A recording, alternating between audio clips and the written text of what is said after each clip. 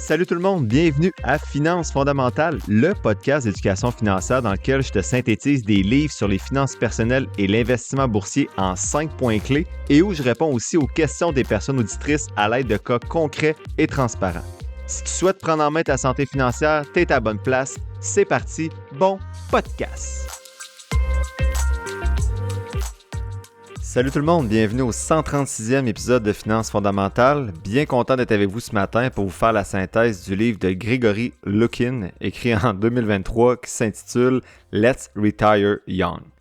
Avant de faire la synthèse, je veux remercier les nouvelles personnes abonnées du mois de juin, donc Zachary, Stéphane, Marc, Cyberpousse, Fred et Vincent.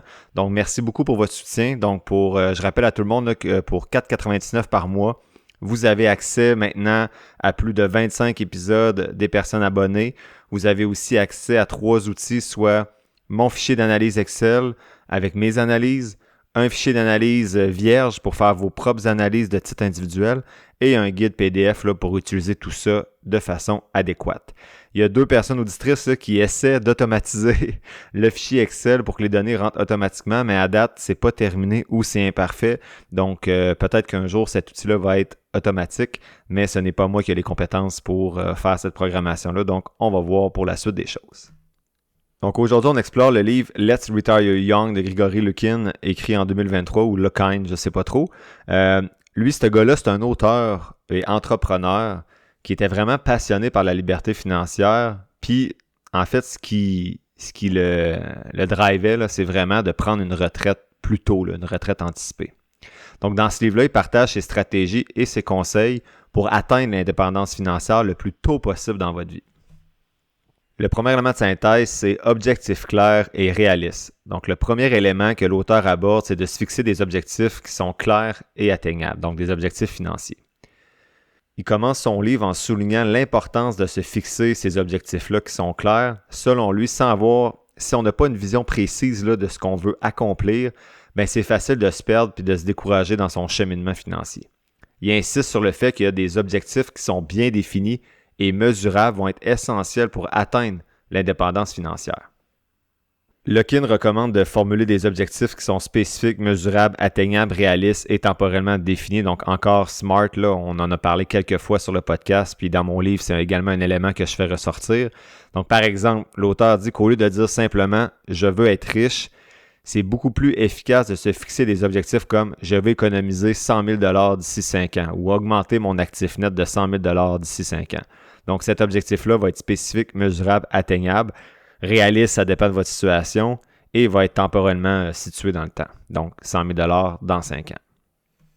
Dans l'auteur, il donne l'exemple de Sarah, une jeune femme de 20 ans qui souhaite prendre sa retraite à 40 ans. Donc, elle commence par calculer combien d'argent elle va avoir besoin pour vivre confortablement après la retraite, donc rendue à 40 ans, en tenant compte de ses dépenses courantes, de ses loisirs, des soins de santé puis de différents imprévus qui pourraient arriver. Donc, elle estime ce montant-là à 1 million.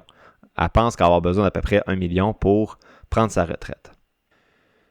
Ensuite, elle décompose cet objectif-là en plus petites étapes là, qui sont plus faciles à gérer. Donc, première étape, ça pourrait être d'économiser 20 000 $ d'ici la fin de l'année, donc de ses 20 ans, en réduisant ses dépenses inutiles puis en augmentant ses revenus avec des activités, un sideline, là, donc un emploi sur le côté, un autre emploi plus à temps partiel. Deuxième étape, ça pourrait être d'atteindre 100 000 $ dans les 5 prochaines années, donc comme on vient de voir avec l'objectif SMART, en investissant intelligemment l'argent qu'elle a réussi à économiser. Et dans 10 ans, ça serait d'accumuler 500 000 $ en continuant à investir et en augmentant ses contributions à ses comptes d'investissement. Donc, rendu à mi-chemin, à 30 ans, elle vise d'avoir la moitié du montant qu'elle a besoin, soit 500 000 $. Pour faire ça, dans le livre, il dit que Sarah va utiliser une application de suivi budgétaire pour surveiller toutes ses dépenses, ses économies, qu'elle va réviser ses objectifs de façon annuelle pour s'assurer qu'elle est sur la bonne voie et s'ajuster aux besoins si elle n'est pas en voie d'atteindre ses objectifs, notamment par rapport à son actif net.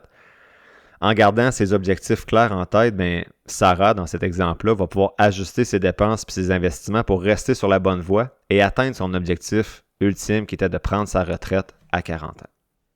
En résumé, le premier point de ce livre-là, c'est de se fixer des objectifs financiers qui sont clairs, atteignables, c'est vraiment la première étape là, vers l'indépendance financière. Ça va vous donner une direction, ça va vous aider à rester motivé et surtout, ça va vous permettre de suivre vos progrès. Donc, en formulant des objectifs qui respectent la méthode SMART, là, ben, vous augmentez vos chances de succès. Je peux juste être d'accord avec ce premier point-là d'avoir des objectifs clairs parce qu'on en parle depuis un petit bout, là. Donc, je dois avouer que je suis un cordonnier mal chaussé pour ça parce qu'en plus de ne pas avoir nécessairement de budget, mon objectif est quand même flou. Donc, tu sais, je vous le dis là, dans mes bilans, mon objectif, c'est remplir mon CELI, mon REER. Je suis même plus sûr de vouloir remplir REER, on pourra en parler une autre fois. C'est plus important peut-être d'avoir des objectifs SMART quand tu n'es pas un écureuil comme moi là, qui économise facilement. Mais je pense que je devrais revoir mes objectifs au lieu d'avoir remplir CELI REER, qui pour moi est un produit, comme on a vu dans Atomic Habits, là, l'épisode 31. Pour ça, c'est un produit. Et je devrais plutôt me concentrer sur le processus. Donc, exemple, d'investir 1 500 $ par mois de façon automatique. Et le reste, que le CELI soit rempli ou le REER à m'amener, ça, c'est un produit. Donc, pour moi, cet objectif-là n'est peut-être pas assez clair ou il faudrait que je formule, je veux que mon REER soit rempli d'ici 3 ans en cotisant X montant chaque mois pour le faire. Donc, il faudrait que mes objectifs soient beaucoup plus précis que juste dire de remplir mon CELI, mon REER. Deuxième élément de synthèse que j'ai retenu de ce livre-là, c'est avoir un mode de vie frugal. Donc, l'auteur dit que c'est important d'adopter ce mode de vie-là si on veut réussir à prendre une retraite hâtive, une retraite plus tôt dans notre vie. Donc, il dit que la frugalité, ça ne suffit pas seulement de vivre, de se priver, là, mais c'est plutôt de faire des choix qui sont judicieux, qui vont vous permettre de maximiser vos économies sans sacrifier votre qualité de vie. Donc, comme on en parle depuis le début du podcast, là, l'auteur dit que d'adopter un mode de vie frugal, c'est de réduire ses dépenses qui sont superflues et de se concentrer, de concentrer ses ressources sur ce qui est vraiment important. Il propose plusieurs stratégies pour réussir à atteindre la frugalité, comme créer un budget détaillé, acheter des choses usagées, réduire ses dépenses dans des choses qui coûtent cher et cuisiner à la maison plutôt que de manger au resto. Un exemple concret dans le livre, il donne l'exemple de Jean, qui est un ingénieur de 25 ans qui veut prendre sa retraite à 45 ans. Donc, Jean analyse ses dépenses mensuelles puis identifie plusieurs endroits où il veut économiser. Par exemple, il réalise qu'il dépense environ 200 $ par mois en café puis en déjeuner au travail. Il décide donc de commencer à préparer ses repas à la maison puis d'apporter son café au bureau. Ce petit changement d'habitude-là va lui permettre d'économiser 150 $ par mois, soit environ 1800 $ par année. En investissant cet argent-là économisé dans un compte d'investissement avec un rendement moyen de 7 %, Jean pourrait accumuler plus de 24 000 $ en 10 ans, simplement en changeant son habitude qui est liée au café et au déjeuner. En plus de ça, Jean choisit de vivre dans un appartement plutôt modeste, plutôt que dans un logement de luxe. Cette décision-là lui permet d'économiser 300 $ de plus par mois. Il vend également sa voiture plus coûteuse pour une voiture usagée plus fiable et il réduit ses paiements mensuels de 200 $. Donc, en combinant tout ça, café, appartement, voiture, il réussit à économiser finalement 650 $ de plus par mois, soit 7 800 $ par année. Avec ces montants-là investis, il se rapproche beaucoup plus vite de son objectif de retraite dans 20 ans, soit 340 000 $ d'accumulé à 45 ans, mais juste avec ces 3 changements d'habitude de vie-là. Rien d'autre. Donc, c'est quand même 340 000 $ de plus dans les poches en ayant fait des petits changements dans son quotidien.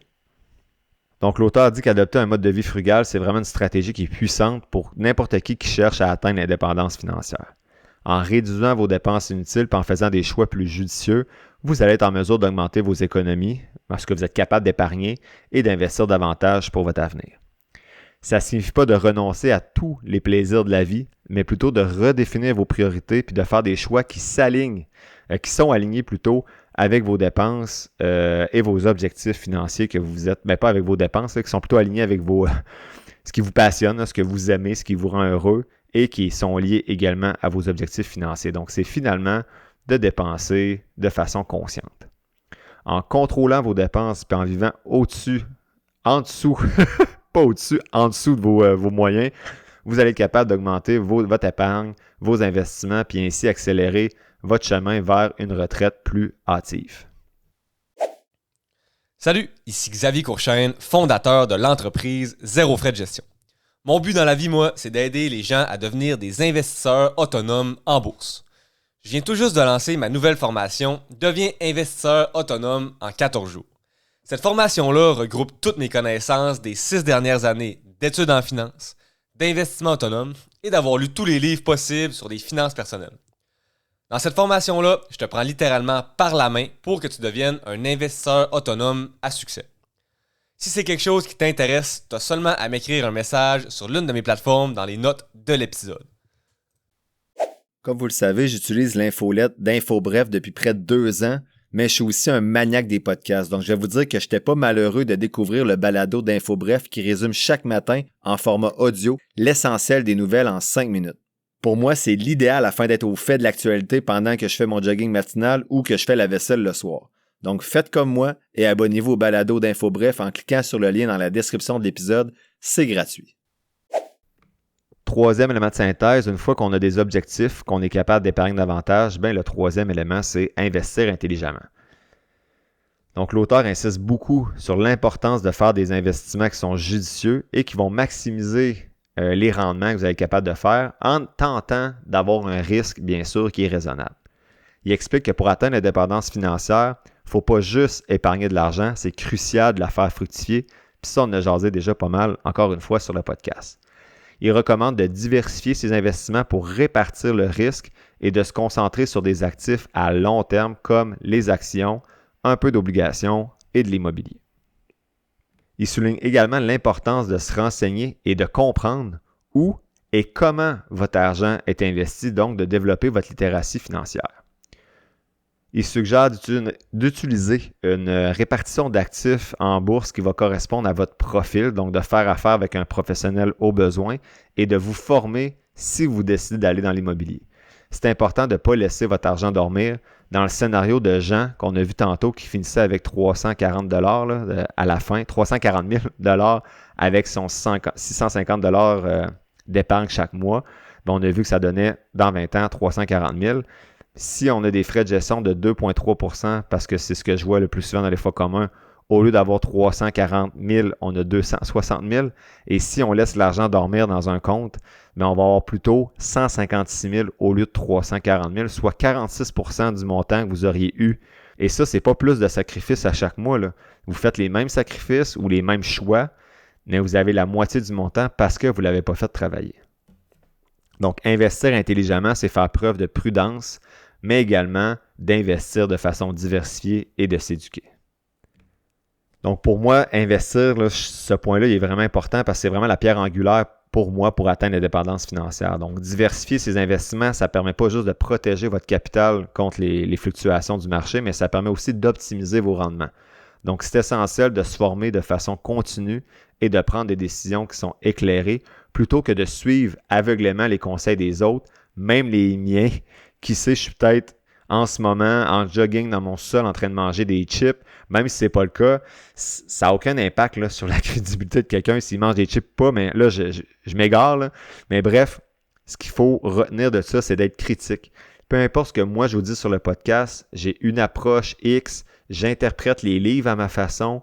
Je suis sûr que quelqu'un d'autre ferait une synthèse du même livre que je suis en train de faire en ce moment, aurait peut-être une interprétation différente. Donc, quand vous lisez des choses, que vous écoutez des podcasts, des émissions, des vidéos YouTube, peu importe, soyez toujours critique et plus qu'on développe sa littératie financière, plus on est en mesure de devenir critique face à ce qu'on entend et d'être capable de respecter notre stratégie à long terme parce qu'on se laisse de moins en moins influencer par ce qu'on entend à gauche et à droite. Et ça arrive souvent à cause du podcast que les gens m'écrivent « Hey, j'ai lu telle chose, ils me partagent un article, tu penses quoi de ça? Robert Kiyosaki a dit ça, Donald Trump a dit ça, voici ce qui va arriver avec l'économie. » Je leur dis juste, pour moi, c'est rendu du bruit. Là. Soit je lis plus ça, ou quand je lis, ça ne m'affecte pas, donc ma stratégie reste la même. Et les choses qui vont venir influencer ma stratégie, c'est des choses que je vais avoir lues souvent et que je vais avoir réfléchi avant d'apporter le changement dans ma stratégie. Donc, c'est pour ça que c'est important de développer sa littératie financière et pas seulement avec une source d'information comme mon podcast ou un journal XYZ. Diversifiez vos sources d'information. Donc, après ce petit détour-là, on est rendu au quatrième élément de synthèse. Quatrième élément de synthèse qui est augmenter ses revenus. Donc, l'auteur dit que de se fier à une seule source de revenus comme un emploi à temps plein, par exemple, ça peut comporter des risques importants. Il nous encourage plutôt à diversifier nos sources de revenus en explorant d'autres opportunités comme la création de contenu, investir dans l'immobilier locatif, créer une entreprise, etc. Augmenter ses sources de revenus, c'est un moyen vraiment intéressant d'accélérer votre route vers l'indépendance financière. En diversifiant vos revenus, en explorant des nouvelles opportunités, vous créez des flux monétaires, des flux de trésorerie qui vont rentrer, il y a de l'argent finalement qui va rentrer de d'autres endroits et ça va augmenter votre épargne également plus rapidement. Je suis d'accord avec cette approche-là, mais ça dépend du contexte de chacun. Donc, avez-vous la santé pour travailler davantage? Avez-vous des compétences diversifiées autres que ça dans quoi vous travaillez? Ça se développe, mais il faut prendre le temps de les développer. Avez-vous le temps de le faire? Avez-vous la motivation de le faire? Donc, pour certains, c'est plus facile avec du temps supplémentaire. Donc, j'ai des amis qui travaillent dans des domaines, policiers, peu importe, où tu as des opportunités de faire du temps supplémentaire qui est payant. Pour un syndiqué comme moi, sans possibilité de temps supplémentaire à l'université, je dois développer d'autres compétences. Donc, est-ce que je pourrais développer des compétences en rénovation, par exemple? Je suis loin de ça. Ça me permettrait peut-être de travailler la fin de semaine, le week-end, aider des gens. Je pourrais faire du tutorat peut-être avec des élèves. Ça se rapproche peut-être plus de mes compétences. Synthétiser des textes sur un podcast comme je fais en ce moment. Ou bien, est-ce que je pourrais mieux budgéter avec le revenu que j'ai actuellement? Donc, ça, c'est peut-être pas augmenter les revenus, c'est peut-être plus diminuer les dépenses. Mais bref, essayez de voir si dans votre situation, si vous avez le goût, est-ce que c'est possible d'augmenter les revenus? Si vous n'avez pas le goût de faire ça, vous n'avez pas le temps ou vous voulez passer plus de temps avec vos enfants, peu importe, là, c'est sûr que le seul levier qui vous reste, c'est de diminuer vos dépenses. Enfin, cinquième et dernier élément de synthèse pour ce livre-là, c'est apprendre et s'adapter. Donc, dans le livre, l'auteur souligne vraiment l'importance d'apprendre de façon continue puis de s'adapter aux changements économiques et technologiques. Donc, il explique que le monde évolue rapidement et que c'est vraiment crucial de rester à jour avec les dernières tendances et les nouvelles technologies. Il encourage donc les lecteurs à investir dans leur éducation et leur développement personnel, que ce soit par le biais de cours en ligne, de lecture, de réseautage professionnel, etc. Il souligne également l'importance d'être flexible et prêt à s'adapter aux nouvelles opportunités, mais également aux nouveaux défis qui pourraient se présenter. Apprendre continuellement puis s'adapter au changement, c'est donc essentiel pour réussir dans un monde qui est en constante évolution. En investissant dans votre propre développement personnel, professionnel et en restant ouvert aux opportunités qui vont se présenter, l'auteur dit que vous pouvez augmenter vos chances de succès à long terme. Donc, en résumé, en conclusion, les 5 points principaux à retenir du livre: 1. Se fixer des objectifs financiers clairs et atteignables. 2. Adopter un mode de vie frugal. 3. Investir intelligemment. 4. Augmenter vos sources de revenus. Et 5. Apprendre de façon continue et apprendre à s'adapter également. Donc, en appliquant tous ces principes-là, l'auteur dit que vous pouvez vous rapprocher de l'indépendance financière et de la retraite anticipée. Je rappelle que la retraite anticipée, hâtive, peu importe comment on l'appelle, le mouvement FIRE, c'est pas l'objectif de tout le monde. C'était juste celui du livre. Donc, appliquer ces principes peut quand même vous aider à atteindre vos objectifs personnels, même si ce n'est pas la retraite. Donc, si pour vous, c'est travailler 4 jours par semaine, faire un gros voyage chaque année, vous partir une business sans vous endetter, faire la tournée des stades de baseball chaque été, etc., même si vous ne visez pas la retraite, les points abordés par l'auteur peuvent vous permettre d'atteindre vos autres objectifs que la retraite. Donc, c'est un livre intéressant à lire, mais ce n'est pas le premier de la sorte là, qui parle de frugalité et d'investissement. Si j'avais un livre à suggérer qui a cet angle-là, je vous suggérerais davantage celui de Jean-Sébastien Pilote que j'ai résumé à l'épisode 38, mais celui de Grégory Lukin est quand même intéressant, mais en anglais, puis il va un petit peu moins loin là, que Jean-Sébastien Pilote. Donc, le key point, qu'est-ce que je retiens de tout ça? Je dois me fixer des objectifs plus clairs, assurément, mais plus sérieusement, que le nerf de la guerre, c'est vraiment de dégager des épargnes et de les investir intelligemment. La semaine prochaine, je fais le 2e bilan trimestriel de 2025 et ce jeudi, il n'y a pas d'action parce que c'est l'épisode des abonnés. Je réponds à Robert qui me demande est-ce que je devrais vendre et acheter Cash.to au bon moment. Marc-André qui me pose 2 questions. Comment tu fais pour lire si vite et comment fonctionne Cash.to justement? Mélissa qui me dit comment fonctionnent les rendements composés sur mon CELI Disnat et Danny qui me demande pour terminer c'est quoi des options. L'épisode tire à sa fin, j'espère que tu l'as apprécié. Si c'est le cas, je t'invite à le partager et à t'abonner au podcast, en plus de mettre quelques étoiles ou de le liker selon la plateforme sur laquelle tu m'écoutes. Tous les liens pour me soutenir sont quelque part dans la description de l'épisode. Oublie pas que les informations communiquées dans le podcast sont dans un but strictement éducatif, ce ne sont pas des conseils financiers. Je t'invite à consulter un professionnel pour des conseils spécifiques à ta situation parce que je ne peux pas être tenu responsable de tes décisions financières. Comme je le dis depuis un petit bout, je ne suis pas un expert, prends donc pas ce que je dis pour du cash, fais toujours tes propres recherches. Sur ce, merci d'avoir passé un peu de temps avec moi aujourd'hui et on se voit dans le prochain épisode de Finances fondamentales.